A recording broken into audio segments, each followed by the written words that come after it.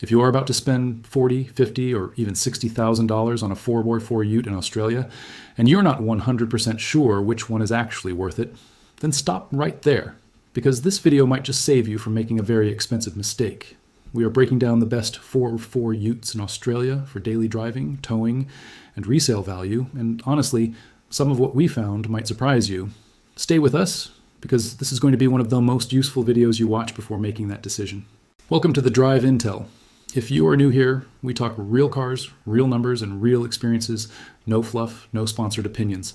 So hit that like button right now and subscribe so you never miss a video like this one. It seriously helps us keep making content that actually matters to you.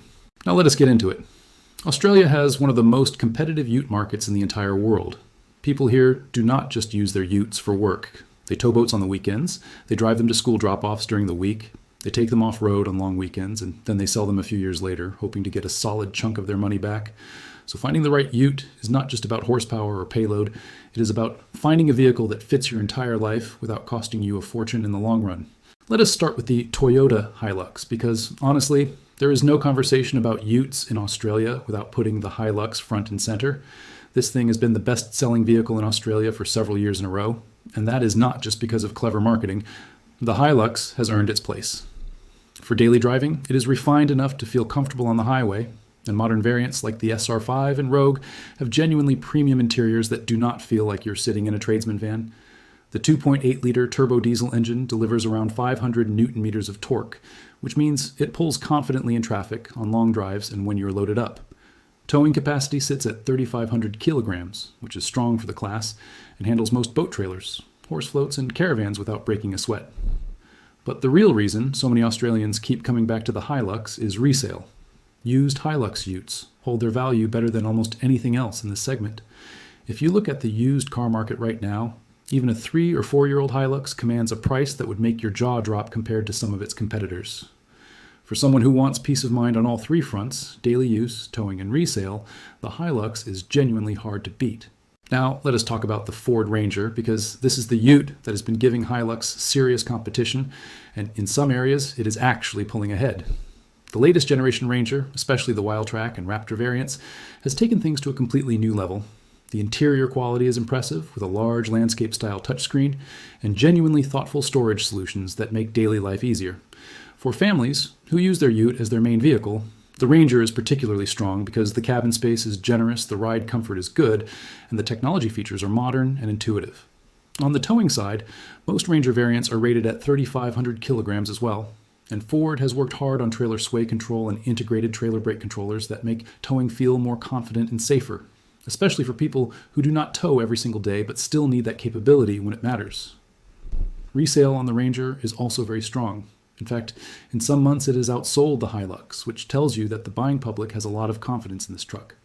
One thing to be aware of, though, is that the Ranger's running costs and service costs can be slightly higher depending on which variant you choose, so factor that into your total cost of ownership calculation.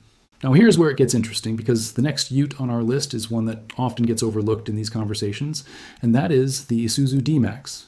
If you are someone who prioritizes reliability, fuel economy, and value for money, the D-Max deserves a serious look. The 3.0-liter turbo diesel in the D-Max is one of the smoothest and most fuel-efficient engines in the class. Our real-world fuel consumption figures consistently come in lower than many competitors, which matters a lot when you're driving every single day. Towing capacity on the D-Max goes up to 3,500 kilograms as well, and Isuzu's reputation for diesel engine durability is second to none in Australia.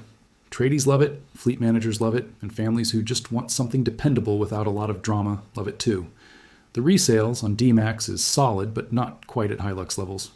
However, the lower purchase price compared to similarly equipped Hilux variants means you are often spending less to begin with, which changes the overall value equation significantly. The interior is clean and functional, though if you're coming from a premium car background, it might feel a little plain compared to a Ranger or a Hilux Rogue. But for pure dependability over the long haul, the D-Max is one of the smartest choices in the market right now. We are about halfway through, and this is where things get really interesting, so stick with us, because we are about to talk about two Utes that are doing something genuinely different in this space. The Mitsubishi Triton has had a complete reinvention with its latest generation model, and if you have not looked at it recently, you are working with outdated information. The new Triton is genuinely impressive. Mitsubishi went back to the drawing board on the chassis, the interior, and the suspension setup. And the result is a Ute that rides noticeably better than its predecessor on both sealed roads and rough terrain. The 2.4-liter turbo diesel has been refined for better response and efficiency, and the cabin quality has taken a real step forward with softer materials, better noise insulation, and a more modern infotainment setup. For daily use, it is now genuinely competitive. Towing sits at 3,100 kilograms, which is slightly behind the Hilux and Ranger, so if you are regularly towing heavy loads close to the limit, that gap matters. But for most caravan owners and weekend towers who are not maxing out every single trip, the Triton handles it comfortably. Resale has historically been the Triton's weak spot, but the new generation is changing that perception gradually. If you're buying new and planning to keep it for 5 or more years, the lower entry price and improved quality make a compelling case. Watch this space, because Mitsubishi is clearly committed to taking this segment seriously. Now let us talk about the GWM Cannon, and before you scroll past or dismiss it, hear us out.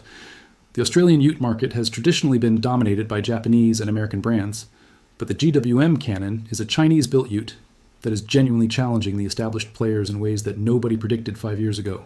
For the price, the Cannon offers a level of equipment and feature count that makes competitors look expensive. We're talking about a 2.0-liter turbo diesel, solid towing credentials at 2,800 kilograms for most variants, a well-equipped interior, and safety technology that has performed well in independent testing. For daily use, particularly in urban environments, the Cannon is a very livable vehicle. It is not trying to be the Raptor or the TRD Pro. It is trying to be a practical, affordable, well-featured ute that gets the job done without asking you to empty your bank account. Resale is still the elephant in the room with GWM because the brand is relatively new to Australia and the used market data is still developing. If you are someone who buys new and sells in 3 to 4 years, there is real uncertainty there. But if you are a private buyer who holds vehicles long-term, or you're a first-time ute buyer looking for maximum value up front, the Cannon is worth serious consideration. Now let us bring all of this together and talk about what actually matters when you are making this decision, because choosing a ute based on spec sheets alone is a mistake. The real question is, what does your life actually look like? If you're towing a heavy caravan every month and putting serious kilometers on rural highways, reliability and towing stability are your top priorities. And in that scenario, the Hilux or D-Max make the most sense. If you are a family that wants a modern, tech-rich vehicle that feels premium on the school run and still handles the weekend adventure, the Ford Ranger is genuinely outstanding, and the interior experience alone makes it worth the price premium. If you want to save money up front and own a vehicle that will run forever with minimal fuss, the Isuzu D-Max is arguably the most sensible dollar-for-dollar choice in the entire segment. If you are intrigued by value and want a feature-packed ute at a lower price point, and you are comfortable with some uncertainty on resale, the GWM Cannon, or even the Triton in its new form, could be smart buys that leave money in your pocket. Something that does not get talked about enough in ute comparisons is the real cost of ownership over 5 years. Purchase price is just the beginning. You also need to factor in service costs, fuel consumption on your typical driving pattern, insurance premiums, tire costs, given the wheel sizes these vehicles run, and of course, how much you will realistically get back when you sell.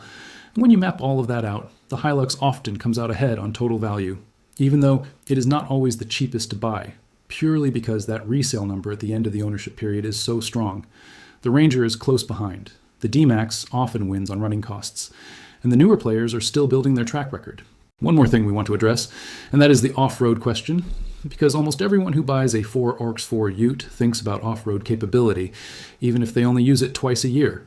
The Ford Ranger Raptor leads the pack here if budget is not a concern, with its Fox suspension, terrain management system, and proper off-road credentials that can handle genuine tracks with confidence. The Hilux TRD is excellent as well and benefits enormously from the massive aftermarket support that exists for Hilux in Australia. The D-Max has good ground clearance and proven 4-wheel drive systems that perform reliably in real conditions.